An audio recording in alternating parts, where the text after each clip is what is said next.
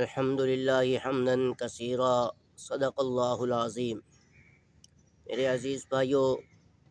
حضرت امام القطانی رحمہ اللہ تعالیٰ عنہ مورخ ہونے کے ساتھ ساتھ بڑے مؤلف بھی تھے اور متقی شخص تھے۔ وہ فرماتے ہیں کہ ایک مرتبہ خواب میں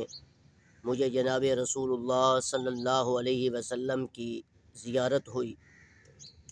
تو میں نے آپ صلی اللہ علیہ وسلم سے ارشاد فرمایا، اللہ کے رسول،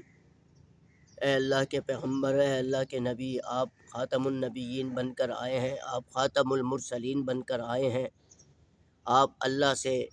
یہ دعا کیجئے کہ اللہ تبارک و تعالی میرے دل کو مردہ نہ کرے اور میرا دل کبھی بھی مردہ نہ بنے، بلکہ ہمیشہ ہمیشہ کے لیے اللہ کی یاد میں زندہ رہے۔ تو آپ صلی اللہ علیہ وسلم نے ارشاد فرمایا، اے امام القطانی، جو شخص صبح اور شام 4 مرتبہ یہ دعا پڑھ لے گا، یا حی یا قیوم لا الہ الا انت، فجر کی نماز کے بعد اور مغرب کی نماز کے بعد یہ کلمات 4 مرتبہ پڑھ لے گا، یا حی یا قیوم لا الہ الا انت، تو اس کا دل کبھی بھی نہیں مرے گا اور پڑھنے والا عطا حیات اپنے دل کو ابدی پائے گا۔ میرے بھائیو،